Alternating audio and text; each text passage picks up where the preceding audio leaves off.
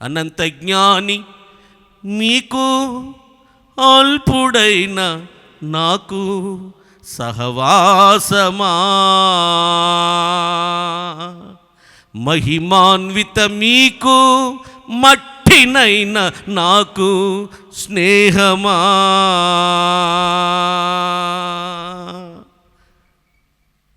ఆయనకు మనకు స్నేహమా? ఒక ఎంఆర్ఓ గారో లేక ఒక ఎమ్మెల్యేనో ఒక ఎంపీనో నాతో స్నేహం చేస్తారా? మీ స్థాయి ఏంటి, మా స్థాయి ఏంటి? మాతో స్నేహం చేయడానికి మీరు సరిపోతారా? సకల చరాచర జగత్తును తన నోటి మాట చేత సృజించిన సృజనాత్మక శక్తి కలిగిన సర్వశక్తి సంపన్నుడైన ఆ దేవాది దేవుడు 24 పెద్దలతో 4 జీవులతో 1000 దూతగణములతో కెరూబు శరాపులపై ఆసీనుడయ్యుండి నిరంతరము పరిశుద్ధుడు పరిశుద్ధునచు గాన ప్రతిగానముల చేత కీర్తింపబడుతున్న సర్వోన్నతుని నా ప్రభు తల్లి గర్భంలో నిన్ను నన్ను పిన్నముగా రూపొందింపచేసి నీవు నేను శిశువులుగా ఉండగా మన శరీర అవయవాలకు చక్కటి ఆకృతి కలిగించి తల్లి గర్భంలో నుంచి ఉద్భవించి మొలకు నేటి వరకు సమస్తము ధారాళముగా దయచేయచ్చు మన జీవానికి మన ఊపిరికి కారణభూతుడైనటువంటి ఆ గొప్ప తండ్రి నీవు నాకు స్నేహితుడిగా ఉంటావా, నేను నీకు స్నేహితుడిగా ఉండాలని ఆశపడుతున్నానని స్నేహాస్తం చాచుతూ ఉంటే అబ్బాయి కుదరదని అనటం అది ఎంత విచారకరం, ఎంత దురదృష్టకరం. అది మీరు లోకముతో స్నేహము చేస్తే దేవునికి మీరేమైపోతారట? శత్రువులు అయిపోతారు, వైరం అయిపోతుంది. లోకంతో స్నేహం చేస్తున్నాం, లోకపు ఉరవడిలో వాళ్ళు కొట్టుకెళ్తున్నాం, లోక ప్రవాహంలో కొట్టుకెళ్తున్నాం. తెల్ల లేచిన కానించి లోకం లోకం లోకం లోకం లోకం. ఇలాగే ప్లే గ్రౌండ్ ఉంది, చుట్టూ కాంపౌండ్ వాళ్ళు ఉంది. పిల్లలకు సెలవులు ఇచ్చారు, వాళ్ళు ఆడుతున్నారు, ఆట ఆడుతున్నారు, ఏదో ఆట ఆడుకుంటున్నారు. 13 అని అరుస్తున్నాడు ఒకడు. ఆ పక్కన రోడ్డు ఉంటే రోడ్డు పక్కన ఒక ఆయన వెళ్తున్నాడు. ఏంటి పిల్లలు లోపల అరుస్తున్నారు ఏంటి 13 అని, ఏమైంది అని ఆ కాంపౌండ్ వాళ్ళకి చిన్న హోల్ ఉంది, కంత. ఆ కంతలో కన్ను పెట్టి చూశాడు. ఇంతకీ అలా ఆడే ఆట ఏంటంటే ఎవరైనా ఆ కంతలో కన్ను పెట్టి చూస్తే బాణం లాంటి సన్న పుల్ల చెక్కారు, పట్టకం పుడతారు. ఆడికి 13 కళ్ళు పొడిచాడు పొద్దు నుంచి. ఆట మొదలెట్టిన దగ్గర నుంచి 13 కళ్ళు పొడిచాడు. 13 అంటాడు, అందుకే 13 కన్ను పొడిచాడు మార్క్ అయ్యాడు. ఇప్పుడు ఎవడైతే ఈ రోడ్డు వెళ్తా కన్ను పెట్టి ఇటు చూశాడో పట్టక 14 ఇంకొక మార్క్ వచ్చిందిరా ఎయిరా అని అన్నాడట. యూదా, ఆకాను, గెహాజీ ఎంతోమంది లోకాన్ని జురుకుందాం, లోకాన్ని అనుభవిద్దాం, లోకాన్ని ఆస్వాదిద్దాం అని వెంపర్లాడి ఆరాటపడి అరుಳು చాచి పరుగులు పెట్టి ఏమండి సాతాను నరకానికి మార్కులు వేసుకుంటున్నాడు. ఏముంది లోకంలో చెప్పండి? శరీరాశ, నేత్రాశ, జీవపు డంబం. వాటి స్నేహం కోసం పరుగులు పెడుతున్నారు. చక్కటి బిల్డింగ్ ఉందట, దాదాపుగా 10 కోట్లు పెట్టి కట్టుకున్నాడు ఆయన. చిన్న చిన్న దొంగతనాలు చేస్తాం ఎంతవరకు, ఇట్లాంటి బిల్డింగ్లో పడితే సంవత్సరం 2 సంవత్సరాలు పడి కూర్చుని తినొచ్చు అని ఒక దొంగ ఏం చేశాడంటే పకడ్బందీగా ఒక 10 రోజులు ప్లాన్ చేసి మెల్లిగా ఒక మిషన్ తెచ్చి అందులోకి ప్రవేశించాడు. అందులో ఏముంది అంటే చిరిగిపోయిన పేపర్లు, అరిగిపోయిన చీపురి కట్ట, వంటగట్లోకి వెళ్తే మసిగొడ్డ, ఈ 3 ఉన్నాయి. ఏంటా అని ఎదురుకొచ్చి చూశాడట. అక్కడ ఒక బోర్డు ఉంది, ఆ బోర్డు మీద ఈ ఇల్లు అద్దెకి ఇవ్వబడి ఉంది. ఆ బోర్డు చూడకుండానే ఇంత ప్రకటబందీగా ఇంత ప్లాన్ వేసి నిద్రాహారాలు లేకుండా 10-15 రోజుల పాటు ఆ ప్లాన్ వేసి దిగాడు. అది చూడలా. ఏముంది ఇంతకీ? శరీరాశ, నేత్రాశ, జీవపు డంబం. 242 మంది ప్రయాణం చేస్తూ వెళ్తున్నారు. వాళ్ళంతా లక్షాధికారులు కాదు, మిలియనీర్స్, బిలియనీర్స్, ట్రిలియనీర్స్ వాళ్ళంతా. అమ్మా రేపో మాపు డాక్టర్లు కావాలి 20 మంది, వాళ్ళు భోజనం చేస్తూనే చనిపోయారు వాళ్ళు. రేపేమి సంభవిస్తుందో మనకి తెలియదు. ఉదయాన్ని పుష్పించి సాయంకాలం వడిలిపోయి అడవి గడ్డి పువ్వు లాంటి వారం లోకం కొరకు వెంపర్లాడటం, లోకం కోసం పలుగుపెట్టి లోక స్నేహం కోసమే ఆరాడపడటం కాదు, ప్రభు స్నేహం కోసం పరితపించే వారంగా మార్చబడదుముగాక. ఆయన మనతో స్నేహం చేయాలని ఆయన అనుకోవటమే మన గొప్ప భాగ్యం, మన గొప్ప ధన్యత అండి అది. రేయ్ మళ్ళా వస్తారు, మా నాన్న నడుము కన్నా నా చిటికిన వేలే బాగా లావు అని చెప్పరా, నోరు మూసిపోతారు అని స్నేహితులు సలహా చెప్పారండి. ఈ స్నేహితులు ఏం చెప్పారు? సొలొమోను నడుము కన్నా రెహబాము గారి చిటికిన వేలే లావు అని చెప్పారంటే మా నాన్న వేసేట పన్నులు నేను ఇంకా వేస్తాను అని దానికి ఇండైరెక్ట్గా అర్థం వచ్చేటట్లుగా చెప్పరా అని తప్పుడు ఆలోచన చెప్పారు స్నేహితులే. స్నేహితులు ఏం కోరలేదు, మేలు కోరలేదు, హితవు కోరలేదు. అమ్మా ఇలా చెప్పారు. ఆయన వెళ్ళి రెహబాములు చెప్పాడు. 10 గోత్రాలు పోయినాయి. 12 గోత్రాల్లో 10 గోత్రాల వారు ఏమైపోయారు? నష్టపోయాడు. తన జీవితంలో తిరిగి పూడ్చుకోలేనంత నష్టపోయాడు. కారకులు స్నేహితులే. కానీ ఈ స్నేహితుడు అలా కాదు. నీతో స్నేహం నాకెంతో మేలయ్యా, నీ సహవాసం,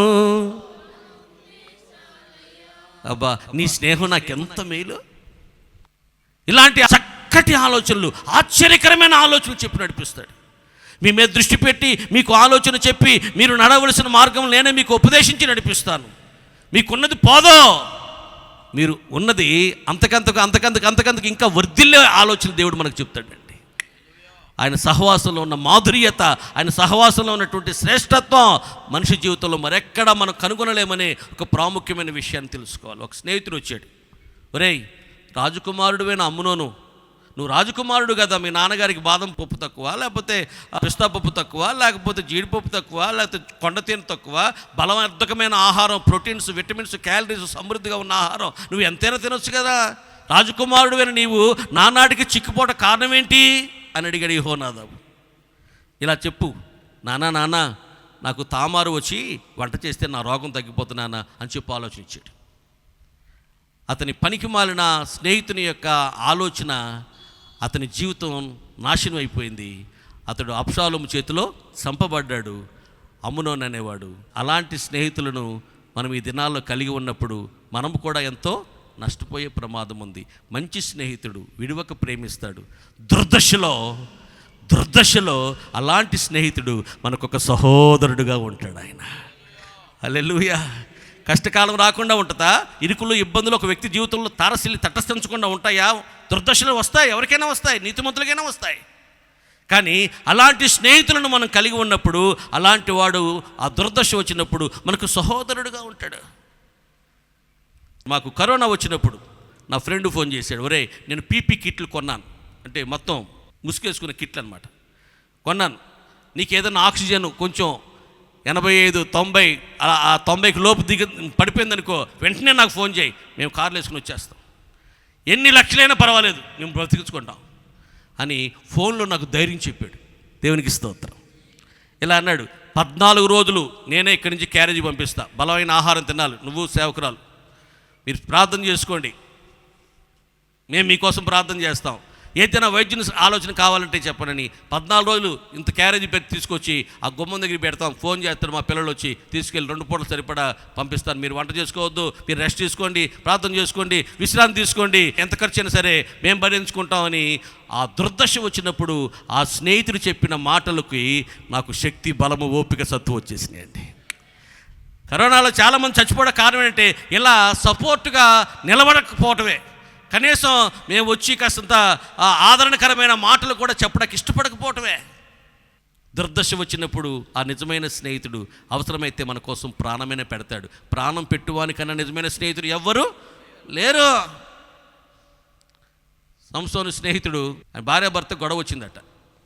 భార్యాభర్త గొడవ వస్తే చాలామంది గొడవలు ఎందుకు వస్తాయో తెలియదు. కాల్గేట్ పేస్ట్ కిందగా నొక్కాల్సింది మధ్యలో నొక్కిందట. నొక్కితే చెప్పొచ్చుగా, అబ్బాయి కింద నుంచి నొక్కాలన్నమాట, మధ్యలో పడి నొక్కడం ఎక్కబెట్ట చెప్పొచ్చుగా, అది పెద్ద తప్ప. దానికి పోటాట డైవర్స్ దాకా వెళ్ళిపోయారు. కాల్గేట్ పేస్ట్ మధ్యలో నొక్కి ఎందుకండి నిద్దోంపదాయి, అది కారణం లేదు, సిల్లీ థింగ్స్ ఇవన్నీ. భార్యతో ఏదో పోటాడు వచ్చేసింది. నీ వైఫ్ ఎలాంటిదిరా అని అడిగాడట పెళ్ళికి రాని స్నేహితుడు. నీ వైఫ్ ఎలాంటిదిరా అంటే without information fighting every time అన్నాడట. Without information fighting every time, అర్థమైపోయింది లేరా అన్నాడట. అసలు కారణాలు లేకుండానే గొడవలు వచ్చేస్తాయండి. గొడవ వచ్చింది, అలిగాడు, ఇంటికి వెళ్ళిపోయాడు. కోపాలు తగ్గుతాయి కదా, ఎంతకాలం ఉంటే భార్యాభర్తల మధ్యలో. మళ్ళీ వచ్చాడు భార్యను తీసుకెళ్దామని. ఈ లోపల ఈయనేం చేశాడు, వేరొక అబ్బాయికి ఇచ్చాడు. ఆ అబ్బాయి ఎవరు కాదు, సంస్థను స్నేహితుడు అట్టండి. నీ స్నేహితుని భార్యతో మళ్ళా తిరిగి నువ్వు పెళ్ళి సిద్ధపడ్డావంటే, నీ స్నేహితుని మోసం చేసావంటే అది స్నేహం? అది ఛీ, నీ స్నేహితుడు అని అంటారా? నేను పాట రాశాను, క్షేమకాలమందు యోబును స్నేహితులు కొనియాడారు, క్షామకాలమందు వారే శత్రువులుగా మారారు. క్షేమంలో బాగానే పొగిడారు, బెల్లం ఉంటే ఏగలండి. నీవు మాత్రమే నిజ స్నేహితుడవు తెలుసుకొంటే యేసు ఈ సత్యము. స్నేహితుడా యేసయ్యా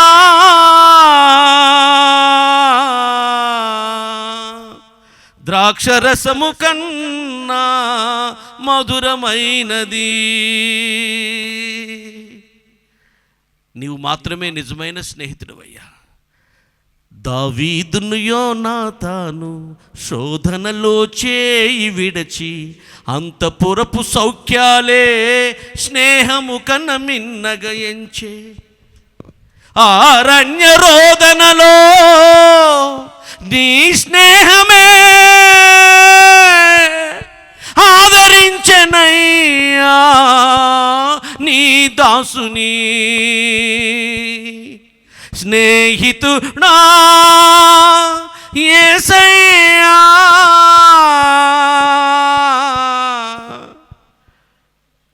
అన్ని బాగానే ఉన్నప్పుడు వారిని శోధన వచ్చినప్పుడు చేయి విడిచిపెట్టి ఆ అంతఃపురపు సౌఖ్యాలు కోరుకుని తండ్రితో వెళ్ళిపోతే ఆ అరణ్య రోదనలో నీ స్నేహమే కదా దావీదును ఆదరించింది, ఓదార్చింది, బలపరిచింది, వెండి తట్టింది, పురుకొల్పింది, ప్రోత్సహించింది, కన్నీరు తుడిచింది, కార్యోన్ముఖులుగా చేసింది, మళ్ళీ తిరిగి కర్తవ్య పారాయణగా కథం దొక్కి ముందుకు సాగటానికి ప్రోద్బలం ఇచ్చింది నీ స్నేహమే కదయ్యా. ఆ స్నేహితుడు మనకు కావాలి రాత్రి వేళ. ఆ స్నేహితుడు చేయి చాపుతున్నాడు, నేను మీతో స్నేహం చేయాలని. ఇంకా లోక స్నేహం కోసం ఎంపర్లాడతావా? లోకస్తుల స్నేహం కోసమే ఆరాటపడతావా? ముఖ్య స్నేహితుని కూడా నువ్వు నమ్మవద్దు. నా ప్రియమైన సహోదరి సహోదరులారా, దేవుడు మనకు స్నేహితుడిగా ఉండి మన కష్టాల్లో మన దుర్దశలో ఒక సహోదరుడిగా ఉండి నడిపించడానికి ఆయన ఇష్టపడుతూ ఉన్నాడు. ఇది ఎంత సంతోషం! ఈ విషయాలు మీకు ఎందుకు చెప్తున్నా తెలుసా? ఈ విషయాలు మీ సంతోషము పరిపూర్ణము కావాలని ఈ విషయాలు మీకు చెప్తున్నాను నేను అంటున్నాడు. హల్లెలూయా! ఎంత గొప్ప ధన్యకరమైన జీవితానికి దేవుడు నిన్ను నన్ను పిలిచాడండి. ఎంత గొప్ప భాగ్యవంతమైన జీవితానికి దేవుడిని పిలిచాడండి.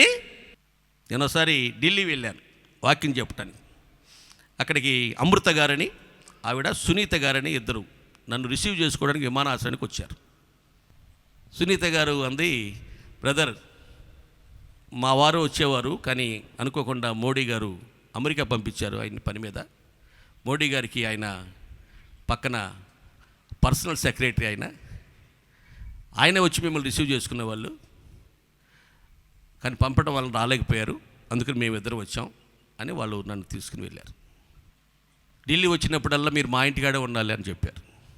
మోడీ గారి పక్కన పనిచేసే సెంట్రల్ గవర్నమెంట్ ఉద్యోగితో వాళ్ళ ఇంటికాడ నేను ఉండగలిగేటట్లుగా ఆ కుటుంబంతో నాకు కొంచెం సన్నిహిత సంబంధం ఏర్పడేసరికి ఎంత అతిశయం వచ్చేస్తే, రాజులకు రాజు ప్రభువులకు ప్రభు సర్వాధికారి అయిన దేవునితో స్నేహం చేస్తే ఇంకెంత అతిశయం!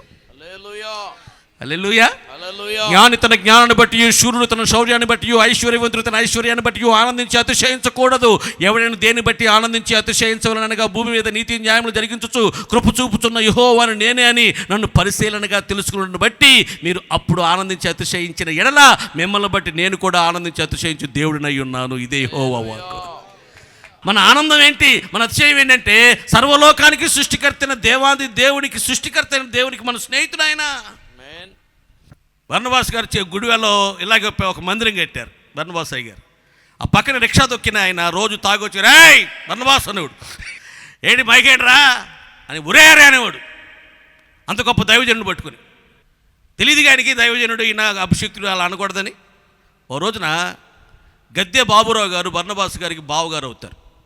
ఆయన టీడీపీ ప్రభుత్వంలో ఆయన విఐపి అనమాట, విప్పు. ఆయన వచ్చినప్పుడు వాళ్ళ అబ్బాయి మ్యారేజ్కి ఈయన పిలవడానికి, బామ్మర్దిని పిలవడానికి ఆయన వచ్చాడు. ఆయన వస్తూ ముందు 3 కార్లు, వెనకాల 3 కార్లు వచ్చినాయి. మధ్యలో ఈయన పైలట్లు, గన్మెన్లు దిగిపోయి మధ్యలో నుంచి ఆయన దిగాడు. లోపలికి వెళ్ళారు, కాఫీ తాగారు, శుభలాకి ఇచ్చారు. వస్తుంటే, బావగారు మీరు తప్పకుండా రావాలి, మీరు రాకపోతే కుదరదు, 2 రోజులు ముందే వచ్చేసేయండి అని చెప్పి ఆయన పట్టుకుని, బర్నబాస్ గారిని పట్టుకుని కౌగిలించుకొని ఆహ్వానిస్తూ ఉంటే ఈయన చూసాడు క్షవుడు. ఆ రోజు నుంచి గడగడ ఉనికిపోతున్నాడు, పడిపోతున్నాయి ప్యాంట్లు అడిగి. అమ్మో, గద్దె బాబురావు గారికి బామ్మర్ది గారా, నేను ఆడుగుడనా, నేనా ఇష్టం వచ్చిన నోటికొచ్చిన మాట్లాడాను నేనా? ఎవడైనా మిమ్మల్ని ముడితే వాడు నా కన్ను గుడ్డును ముట్టినట్లుగా నేను భావిస్తాను. హల్లెలూయా! ఎవరు మన ఫ్రెండ్? ఎవరండి? ఎవరైనా మన జోలికి ఎవరైనా వస్తే ఆయన చూస్తూ ఊరుకుంటాడు? చెప్పండి. ఆఖరిగా ఆయన అంటున్నాడు, మీరు నాకు సాక్షులు. 4వది ఏంటి చెప్పండి? మీరు నాకు సాక్షులు. మా ఊర్లో ఒక ఆయనకు 100 ఎకరాలు ఉంది. ఎవరు చేసుకుంటే వాళ్ళకి ఇచ్చేసాడు 100 ఎకరాలు చేసుకోండి బాబు అని కవులు. ఆయన సంవత్సరానికి ఒకసారి వస్తాడనమాట. వచ్చి అందరి దగ్గర కవులు పోగు చేసుకుని వెళ్ళిపోతాడు. 100 ఎకరాలు ఉంది ఆయనకి. ఆ పేదలందరూ పాపం ఆయన వలన, ఆయన పొలం వలన కొంచెం జీవనోపాధి, ఇల్లు కట్టుకోవటం, కాసంత అవి కొనుక్కోవటం. ఆయన ఎక్కడో ఉంటాడు పాపం, బెంగళూరులోనూ మద్రాసులో ఎక్కడో ఉంటాడు. ఆయన ఎక్కువ కారులో రాడు, దూరం నుంచి ట్రైన్లో వచ్చి, అప్పట్లో ఈ అద్దె సైకిల్ ఉండే కదండి, ఇప్పుడు లెవెల్లో ఉంటా. అద్దె సైకిల్ ఉంటే వెళ్ళి, బాబు చిత్రం వెళ్ళి రావాలి, కొంచెం అద్దె సైకిల్ ఏమని అడిగాడు. ఈయన ఎవరో పాపం కొత్తగా వచ్చి పెట్టుకున్నాడు ఆయనకి. అది ఈయన ఎవరో తెలియదు ఆయనకి. ఈయన ఎప్పుడో ఊరి నుంచి వెళ్ళిపోయాడు ఎక్కడికో 30 ఏళ్ళ క్రితమే. మీరెవరో నాకు తెలియదు కదా అద్దె సైకిల్ మీకు ఇవ్వటాకని. అప్పుడు బస్ స్టాండ్లో బఠానీలు అమ్ముకుంటాడు. ఒరే రమణ, నేను ఎవరో తెలియదంట, కొంచెం నేను నీకు తెలుసు అని చెప్పరా అంటే, అబ్బో ఆయన తెలియపోవడం ఏంటండి, ఆయన మా ఊరిలో పెద్ద జమీందారండి, ఆయన అనేక కుటుంబాలు పోషించాడండి, ఆయన చాలా ధర్మప్రభు అండి, అబ్బో ఆయన అసలు పేదలకు చాలా సహాయం చేస్తాడండి, ఆయన చాలా యోగ్యుడు అర్హుడు అని ఈయన చెప్తున్నాడు. అప్పుడు ఆయన చెప్తున్నాడుగా, ఆయన మీకు తెలుసంటగా, మీరు నాకు తెలవకపోయినా ఆయన తెలుసంటగా, మీరు చాలా గొప్ప వాళ్ళంటగా, నమ్మకమైన వాళ్ళంటగా, యోగ్యులంటగా, అందరికి సహాయం చేస్తారంటగా, మంచి వాళ్ళంటగా, అయితే తీసుకెళ్ళండి అన్నాడు. సృష్టికర్త అయిన దేవుని పిల్లరా, నీ సాక్ష్యాన్ని నా సాక్ష్యాన్ని కోరుకుంటున్నాడు. దేవునికి ఇస్తాడు. మేము ఆరాధిస్తున్న మా దేవుడు, ఇదిగో ఈ సృష్టికర్త అయిన యేసుక్రీస్తు ప్రభు నమ్మదగిన వాడండి. నమ్మకమైన దేవుడవైనా, ఆయన నమ్మకమైన వాడని, ఆయన పరిశుద్ధుడని, ఆయన ప్రేమ గలవాడని ఎవరు చెప్పాలి? ఇప్పుడు ఆయనకి తెలియని వాళ్ళు చాలామంది ఉన్నారు, కానీ ఆయన తెలిసిన మనం ఆయన గురించి చెప్పే ఈ భాగ్యాన్ని, ఈ ధన్యతను మనకిచ్చాడు. మనం చెప్తే ఆయన అంగీకరిస్తున్నారు. ఇప్పుడు హల్లెలూయా. దూతాలు చేయని నీ దివ్య సేవను ధూళినైన నేను చేయా కృపనిచ్చితివే, ధూపార్తిని చేపట్టి చేసేదా శాశ్వత నే తాళంచగా కానుక. అయ్యా మేము చెప్తామయ్యా అని అడిగారట దేవదూతలు. అబ్బా లేదు మీకు అవకాశం, ఆ భాగ్యం, ఆ ధన్యత మీకు ఇవ్వాల్సిన చాలా ఇచ్చానులే, ఈ వాళ్ళకి ఇస్తానని చెప్పి మనకిచ్చాడండి. అసలు ఆయన ఎక్కడ, మనం ఎక్కడ? మనం ఆయన సాక్ష్యం చెప్పడం ఏంటి విడ్డూరం? మన సాక్ష్యాన్ని విని ఆయన నమ్మదగిన వాడు, ఆయన గొప్పవాడని ప్రజలు ఆయన పాదాల దగ్గరికి వస్తున్నారు. అందుకు ఛానల్గా, అందుకు సాధనాలుగా దేవుడు మనల్ని వాడుకుంటున్నాడు. చిత్రం గ్రామంలో, బోయినరపాలెం గ్రామంలో, గంగుల చెరువు గ్రామంలో, చంద్రన్న కాలనీలో, తర్వాత దేవానందపురంలో, బోయినరపాలెంలో మేము 6 గ్రామాల్లో కొన్ని వందల మందికి బాప్తిస్మాలు ఇవ్వటానికి దేవుడు కృపనిచ్చాడండి. అంటే వాళ్ళకు మేము యేసు ప్రభు గురించి పరిచయం చేసి సాక్ష్యం ఇచ్చి, ఆయన అలాంటి వాడు, ఆయన ఇలాంటి వాడు, ఆయన నమ్ముకోండి, ఆయన పాదాల చెంతకు రండి, మీకు ఇలా జరుగుతుందని మేము సాక్ష్యం ఇస్తే వారు యేసు ప్రభు గొప్పవాడంట అని వాళ్ళు నమ్ముకున్నారండి. ఇది ఎట్లా అనిపిస్తుంది? ఇప్పుడు రిజిస్టర్ మ్యారేజ్కి వెళ్ళారనుకోండి, మ్యారేజ్ అవ్వాలంటే ఏం కావాలి? ఖచ్చితంగా ఇద్దరు సాక్షులు కావాలి. సాక్షులు తీసుకెళ్ళిపోమండు, సాక్షులు ఎండ పెట్టుకుని వస్తేనే మ్యారేజ్ అవుతుంది. ఇప్పుడు ఏసై పరిశుద్ధ వివాహం అక్కడ మేఘాల్లో, దేవుని స్తోత్రం. అమ్మా, ఈ పరిశుద్ధ వివాహానికి కూడా కొంతమంది సాక్షులు కావాలి. చీకటిలో నుండి ఆశ్చర్యకరమైన తన వెలుగులోకి పిలిచిన వాని గుణాతిశయాలు ప్రచురపరచు నిమిత్తం ఏర్పరచబడిన వంశము, రాజులైన యాజక సమూహము. ఆ సంఘంలో సుజాత అనే పాప ఉంది, ఆపరేషన్ చేస్తుంది. డాక్టర్ అమ్మ అరుణ గారని ఆపరేషన్ చేస్తుంది, సిజేరియన్ అనమాట. సుజాత అయిపోయింది ఆపరేషన్, 10 నిమిషాలు అంతా అయిపోద్ది. ఏం పేరు పెడదాం అనుకుంటున్నావు? నీ కొడుకు పుడితే, కూతురు పుడితే ఏం పేరు పెడదాం ఏం అనుకోలేదు మీ ఆయన? నువ్వు కంగారు పడబాక, ఏంటో టెన్షన్ పడుతున్నావు ఏంటన్నట్టున్నావు, కంగారు పడబాక అంటుంది డాక్టర్ అమ్మ. ఆవిడ అంటుంది, నాకెందుకండి కంగారు, నేనే కంగారు పెడతా, నాకేదైనా కంగారు ఉంటే, టెన్షన్ ఉంటే మీ గురించే అంది.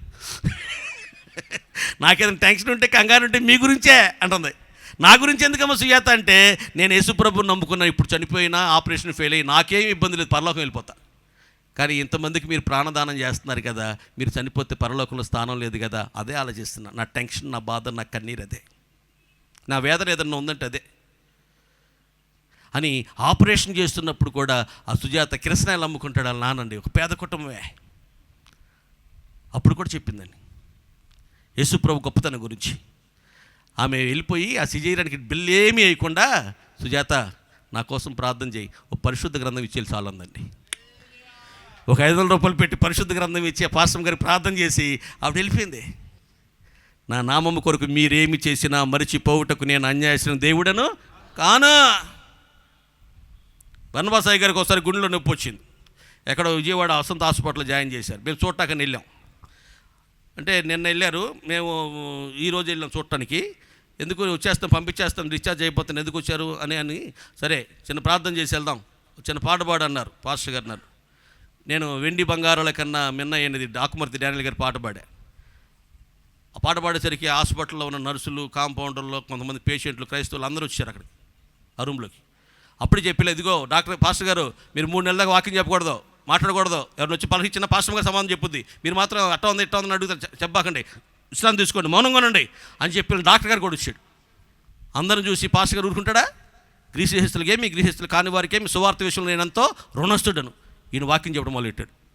బర్నబాస్ గారు 20 నిమిషాలు వాకింగ్ చెప్పాడు. ఆ డాక్టర్ గారు వచ్చి 20 నిమిషాలు మాట్లాడదాంట్లా అట్టాగే అంటాడు ఆయన చెప్పే మాటలు. ఆ తర్వాత దినాల్లో ఆయన మార్పు చెంది ఒక మందిరానికి వెళ్తున్నారు. ఈ మాటలు పట్టబడ్డాడు. హల్లెలూయా, హల్లెలూయా. ఈ రాత్రి వేళ దేవుని బిడ్డలారా, మీరు నాకు సాక్షులుగా ఉండాలి. మా దేవుడు గొప్పవాడని చెప్పింది మా ఊర్లో ఒక ఆవిడ, ఊడిపికెళ్ళి. మా దేవుడు గొప్పవాడంది ఆవిడ. మా దేవుడు అట్టా, మా దేవుడు ఇట్టా అంటే అక్కడ గొడవలు వేసింది. 30 సెంట్లు ఊడ్చేశారు, 30 సెంటు పొలం ఊడ్చారండి. మా దేవుడు గొప్పడు, మా దేవుడు గొప్పడు గొడవ వచ్చి ఇద్దరు జుట్టు పట్టుకుంటున్నారు. ఇద్దరు జుట్టు పట్టుకుని ఇద్దరు 30 సెంటు దమ్ము చేశారు. ఆకు దొరకట్లే అసలే. అప్పుడు ఆకు బహు టైట్గా ఉంది. మా దేవుడు గొప్ప, మా దేవుడు దమ్ము అయిపోయింది వాళ్ళు అంతే. కానీ ఒక ఆయన అంటున్నాడు, బోధ చేయలేను వాదములకు బోను నాకదేలా, బోధ చేయలేను వాదములకు బోను నాకదేల, నాకు తెలిసినంత వరకు నాదుడేసు దేవుడనుచు సాక్ష్యమిచ్చేదా, మన స్వామి యేసు దేవుడనుచు. పల్లెటూరి ప్రజల రక్షణ భారమున పైన గలదు, పల్లెటూరి ప్రజల రక్షణ భారమున పైన గలదు, పిన్నలకును పెద్దలకును ప్రేమతో నా స్వానుభవం సాక్ష్యమిచ్చేదా, మన స్వామి యేసు దేవుడనుచు సాక్ష్యమిచ్చేదా. హల్లెలూయా. బోధలు నేనేమి చేయలేనండి, ఎన్ని నాకెందుకు. ఆ సంఘానికి ఒక వైశ్య కుటుంబంలో నుంచి అన్నం వాణి గారిని వస్తుంది. ఆవిడ బాలింత జబ్బు వచ్చి 2 కాళ్ళు ముడుసులు కట్టేసి నడవలేదు. దేక్కుంటూ వస్తుంది. ఆవిడ కూరగాయల వాళ్ళకి ఆటోలో వచ్చినప్పుడు ఆటో వాళ్ళకి ఆవిడ టిఫిన్ తెచ్చి పెడతారు, ఆ ఇడ్లీ వాళ్ళని. దాదాపుగా ఒక 17 మందిని ఆమె యేసు ప్రభు యొక్క గుణగణాలను చెప్పి ఆయన గురించి సాక్ష్యం ఇచ్చి ఆవిడ దేవుని మందిరం నడిపించేసిందండి. కాళ్ళు 2 లేని అన్నం వాణి గారు 17 మందిని ప్రభుపాదాలు నడిపించేసింది. ఆమె పేరు పోలవరపు పద్మశ్రీ.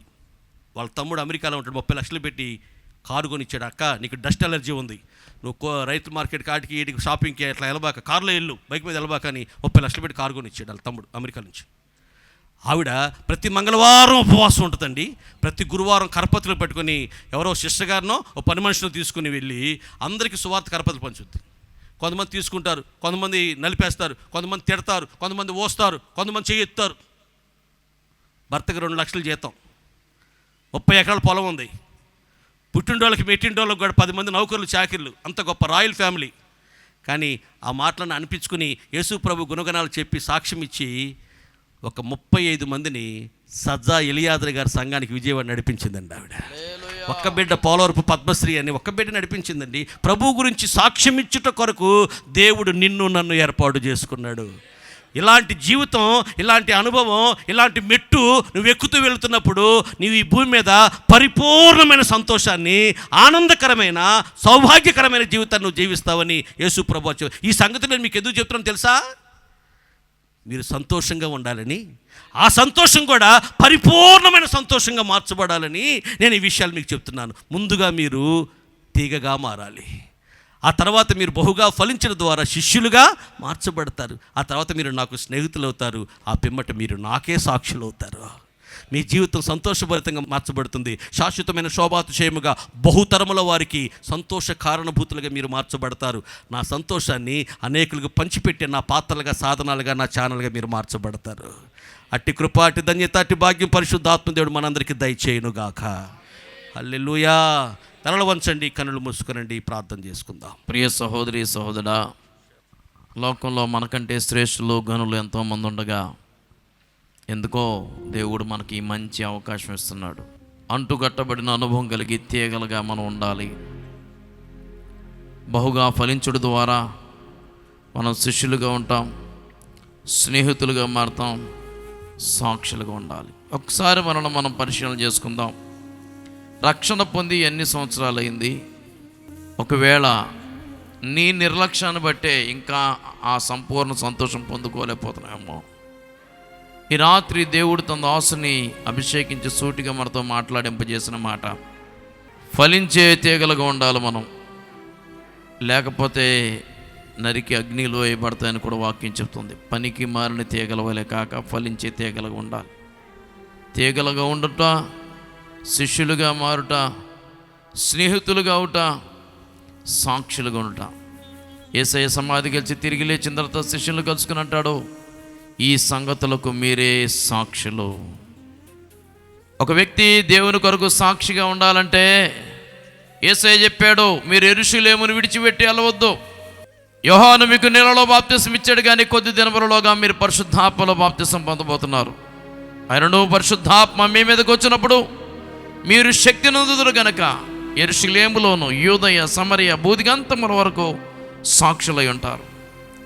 ఈ రోజున ఒక వ్యక్తి ప్రభు కొరకు సాక్షిగా ఉండలేకపోవడానికి కారణం మారు మనసు అనుభవం ఉండొచ్చు, బాప్తిస్మ అనుభవం ఉండొచ్చు, కానీ పరిశుద్ధాత్మను పొందిన అనుభవం నీకుందా? అపోస్తుడైన పౌలు ఎఫెసీ సంఘంలో ఉన్న శిష్యులను కలుసుకుని చెప్తున్న మాట, మీరు విశ్వసించినప్పుడు పరిశుద్ధాత్మను పొందితిరా. పరిశుద్ధాత్మను పొందకపోవడం వల్ల ప్రభువును నిలిచి లేకపోతున్నారు. ఒక వ్యక్తి దేవుని ఆత్మచేత నింపబడితే చావైనా ప్రభు కొరకే జీవించాలని కోరుకుంటాడు.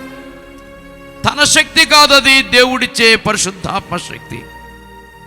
ఈరోజు ఒక చిన్న ప్రార్థన చేసుకుందాం. అయ్యా, నిజమే ప్రభువా, ఇంట్లో కానీ సమాజంలో కానీ సంఘంలో కానీ సరి అయిన సాక్షి జీవితం నాకు లేకపోవడం వల్లే నా కుటుంబంలో సంతోషం లేదు అని ఈరోజు అర్థమైందని ఒకవేళ నీకు అనిపిస్తే ఇదే సరి అయిన సమయం, మిక్కిలి అనుకూల సమయం. ఓ చిన్న ప్రార్థన చేసుకో. యేసయ్య చెప్తున్నాడు, ఎందుకు ఈ సంగతులు మీకు చెప్తున్నాను తెలుసా? మీ సంతోషం పరిపూర్ణం అవ్వాలి.